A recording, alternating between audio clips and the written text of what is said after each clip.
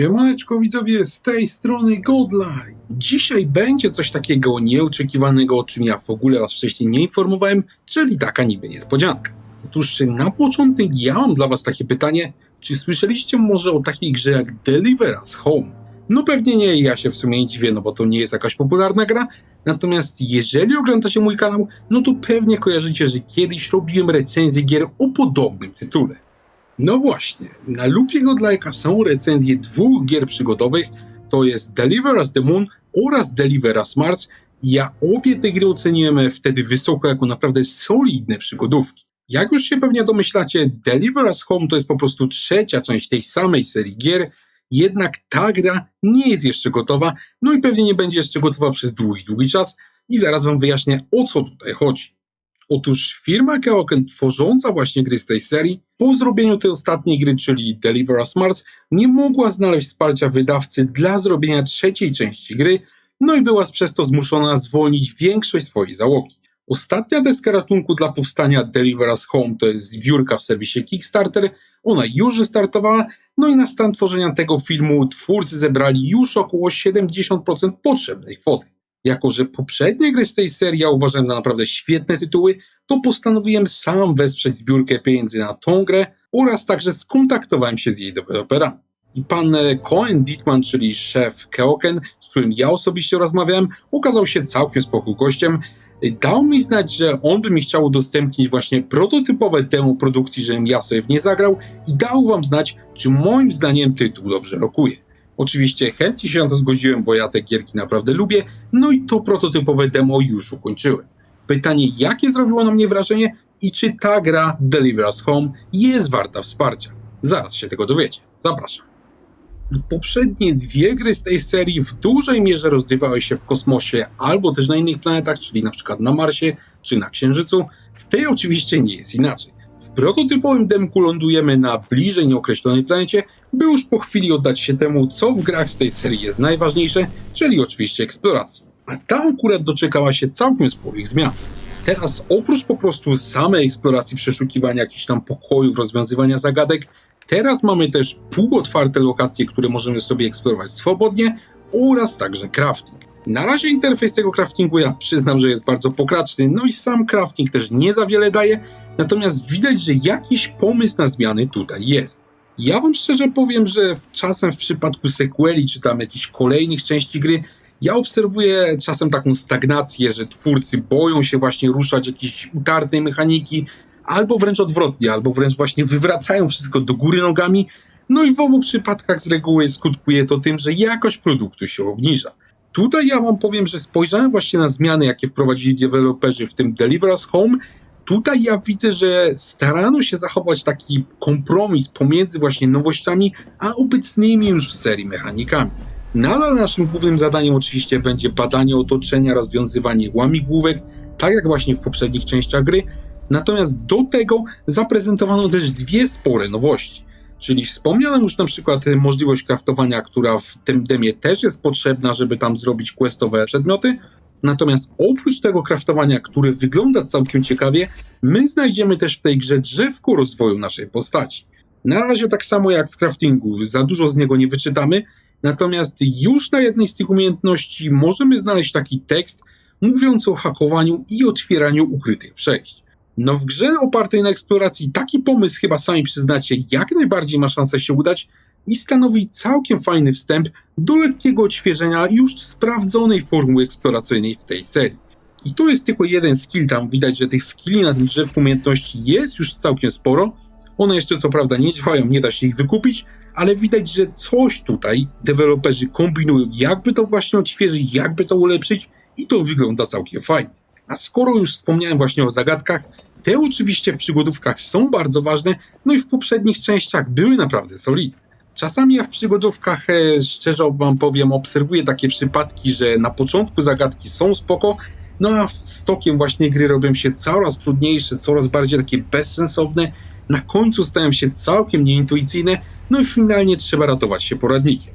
Tak było na przykład w przypadku całkiem cenionej przeze mnie gry Goetia, w którą ja grałem na Switchu. Tam na początku zagadki były spoko, natomiast później było widać, że nie wiem, deweloperzy jakoś się wypruli z tych pomysłów i zaczęli kombinować i niestety to wyszło na złe. Tutaj ja wam powiem, że zarówno właśnie Deliver Us Mars oraz Deliver Us The Moon tego problemu z zagadkami nie miały, natomiast przyznaję, że zagadki w tych grach były trochę powtarzalne. No i tym bardziej ja chciałem sprawdzić, czy deweloperzy w trzeciej części, czyli w tym prototypie, zaserwują nam coś podobnego do tych poprzednich części gry. No i tutaj wam powiem, że akurat pozytywnie się zaskoczyłem, bo tutaj wszystko było nowe. W prototypie miałem szansę rozwiązać takie dwie większe łamigłówki, z czego jedna była naprawdę fajna i tutaj chciałbym wam ją opisać. Podczas eksploracji mapy ja tam natrafiłem na sporo różnych budynków, trafiłem też na takie zamknięte drzwi zabezpieczone kodem, no więc wiadomo, ten kod gdzieś musi być zapisany, trzeba to jakoś ogarnąć. Szukałem więc po mapie i w innym budynku znalazłem uszkodzone radio oraz także kartkę z notatkami z alfabetem Morsa, gdzie zaznaczono też cyfry. No oczywiście szybko się domyśliłem, że ma to jakiś związek z kodem do drzwi, natomiast jaki? Na początku ja musiałem naprawić radio, a to się udało po znalezieniu kilku materiałów do craftingu w innej części mapy. Jak naprawiłem to radio, no to je odpaliłem. Okazało się, że tam na określonych częstotliwościach można usłyszeć kilka komunikatów nadawanych Morsem. Ja nie za bardzo znam Morsa, natomiast mniej więcej wiem, jak działa. Na szczęście ta notatka, którą ja widziałem z tymi cyframi, była całkiem dobrze odpisana. Ja szybko podłapałem, które piknięcia oznaczałem kropki, które piknięcia oznaczałem przerwy. Teraz wystarczyło uważnie tylko posłuchać i złożyć z tego kod, który osobiście wam się pochwalę, pasował idealnie. Ta zagadka właśnie z tym kodem i z tym radiem została więc całkiem fajnie przygotowana. Ona nie była zbyt trudna, była całkiem intuicyjna. Nawet osoba, która Morsa nie zna, załapała szybko, o co biega. O to właśnie chodzi i wydaje mi się, że poziom, jeżeli chodzi przynajmniej o tą zagadkę, bo na razie w prototypie mamy tylko dwie, został utrzymany. Przy tym jednak ja chciałbym zwrócić waszą uwagę na coś innego, a mianowicie, że tego rodzaju zagadka nigdy nie wystąpiła w poprzednich częściach gry, ani też ja sobie jakoś w innych grach nie za bardzo taką zagadkę przypominam. Czyli, że deweloperzy tutaj podczas tworzenia tego prototypu właśnie, pomimo że palił ich ten termin zbiórki, to nie poszli na łatwiznę, oni jednak tutaj wymyślili coś nowego, no i to muszę wam przyznać, to sobie cenię. Szkoda, że ta zagadka taka większa była tylko jedna, natomiast ona była na tyle fajna, że mam ochotę na więcej i to dobrze rokuje. Jednak w przypadku dwóch pozostałych gier z serii to oprócz właśnie eksploracji, oprócz zagadek, oprócz fabuły, było coś jeszcze, a mianowicie rzecz, która jest bardzo ważna w przygodówkach, czyli klimat. Zarówno Deliver Us Mars, jak i Deliver Us The Moon ten klimat miały na naprawdę świetnym poziomie. Tam był taki specyficzny klimat odosobnienia i nadziei. Przemieszczając właśnie te opuszczone stacje, te planety, czuło się też takie przytłoczenie, ale czuło się też taką właśnie nadzieję, że można tutaj coś zmienić, że my mamy na tą grę wpływ. I tutaj na szczęście w Deliver Us Home tutaj też jest naprawdę fajnie i to widać od pierwszej minuty. Pierwsze co zobaczymy to jest fakt, że trafiliśmy na taką spowitą, lekką mgłą planetę i ona jest taka całkiem fajna, taka niepokojąca, natomiast jest też swego rodzaju piękna, bo wystarczy przechylić głowę w górę, a zobaczymy przepiękną zorzę polarną. To jest naprawdę fajne połączenie i po tej samej już lokacji wraca taki fajny klimacik z poprzednich części. Do tego dodajmy opuszczone budynki, dodajmy jakieś zagadki do rozwiązania, no i oczywiście znajdziemy też ciała martwych kolonistów, no i ponownie robi się ciekawie. Tutaj ja przy ogrywaniu tego demka czułem, że twórcy mają tutaj jakąś wizję właśnie pod względem klimatu, jak to powinno wyglądać i to po prostu czuć. Wygląda to fajnie i to też dobrze rokuje. Natomiast niestety nie wszystko w tym demku było fajne i była jedna duża rzecz, która mi ten klimat psuła, a mianowicie ilość bugów oraz glitchy graficznych. No ja wiem, że to jest prototypowe demo, tak? Natomiast jednak ilość tych bugów była tak duża i one były na tyle denerwujące, że to po prostu irytuje. Pewnie już zauważyliście właśnie na filmiku, że jak na przykład chodziłem obok jeziora, to ta powierzchnia jeziora jakoś tak dziwnie się błyszczy, że na roślinkach są jakieś takie dziwaczne, błyszczące placki. No niestety takich jajec w tym prototypie jest jeszcze sporo więcej. Na przykład potem jak zgarniałem takiego robocika i podniosłem jakiś item, to ten robocik mi w ogóle w ręce zniknął. Także zdarza się tu dużo bugów i to nawet jeżeli chodzi o prototyp, takich bugów jest po prostu za dużo. Graficznie też ta gra nie prezentuje się zbyt okazale, no i to nawet biorąc pod uwagę, że jest to bardzo, bardzo wczesna wersja. Ja tutaj szczerze powiem, że liczę, że deweloperzy ostro do tego przysiądą i przy pełnoprawnej wersji gry już to poprawią, już te bugi, tą grafikę, żeby to wyglądało dużo lepiej. Ostatnia część gry, czyli Deliver Us Mars, miała tą grafikę na całkiem dobrym poziomie, także tutaj jestem dobrej myśli. No dobra, dotarliśmy do końca i teraz pytanie, czy Deliver Us Home wygląda na grę z jajami i grę z perspektywami, którą warto jest wesprzeć? Myślę, że tak, widzowie, bo ja przy tym tytule bawiłem się naprawdę fajnie, a to, co zobaczyłem właśnie w demku, czyli że twórcy mają spójną wizję, jak to powinno wyglądać, że mają pomysły, jak tę grę jeszcze ulepszyć, nastraja mnie całkiem pozytywnie. Oczywiście ja wiem, co niektórzy z was powiedzą, że to jest na razie prototyp, że z tego nic nie wynika, no bo przecież finalnie gra może wyglądać mocno inaczej.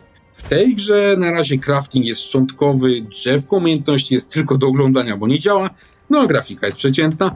Natomiast pamiętajcie, że ja przy testowaniu tego demka, przy testowaniu tego prototypu miałem inny cel. Nie chodziło mi o to, czy coś działa perfekcyjnie, no bo przy prototypie nie będzie przecież tak perfekcyjnie działać.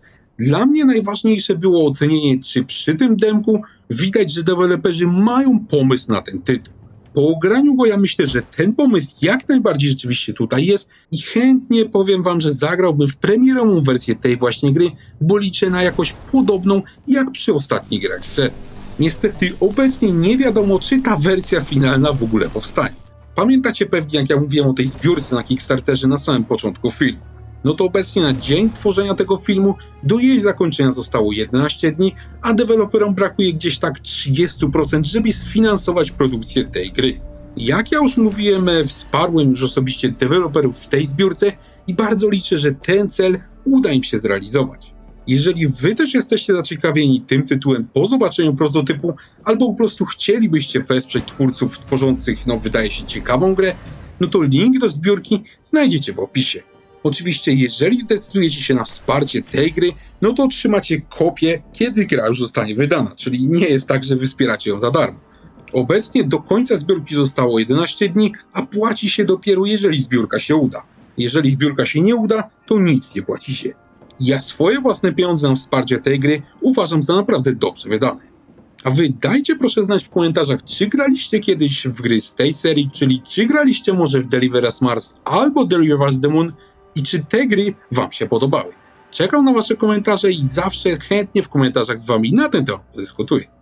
Dziękuję wam bardzo za obejrzenie tego filmu. Jeżeli on się wam podobał, to zapraszam was serdecznie do obserwowania kanału, bo takie filmy będą się na nim pojawiać regularnie. Gorąco dziękuję też wszystkim wspierającym kanał. Jestem wam bardzo wdzięczny za okazaną pomoc. Dzięki właśnie waszemu wsparciu przygotowywane filmy na kanale mogą być jeszcze lepsze. Także dzięki panowie, pozdrawiam i trzymajcie się.